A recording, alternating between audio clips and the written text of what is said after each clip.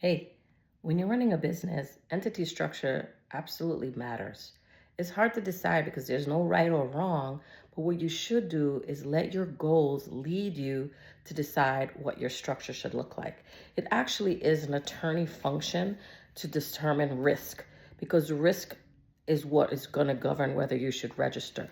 Most states are relatively inexpensive, like California is one of the highest, $800 a year, but it's almost always best to just bite the bullet, pay the money, register your entity because, especially if you're going to make a lot of money.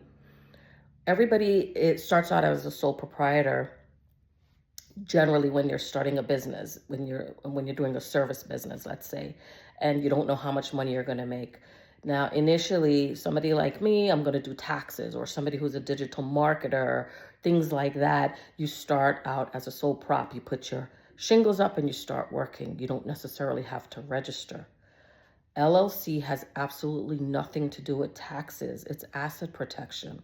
So when you decide to register your business, you're actually adding a veil of protection around your entity. Now, that means if somebody sues you, you're not personally liable if you're operating, because there are rules for how you operate as an LLC, and many people break them. They don't pay the money, they don't have their annual board meetings, board of advisor. Even if you're the only member, you have to have meetings. You have to pay your taxes. You have to file certain things with the states. There's just certain things that you have to do to operate properly.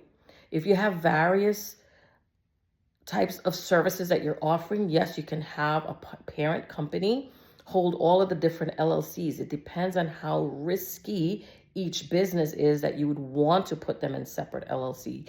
But it gets very complicated, very expensive, very ineffective to run and operate several different LLCs, maintaining the books separately, et cetera, et cetera.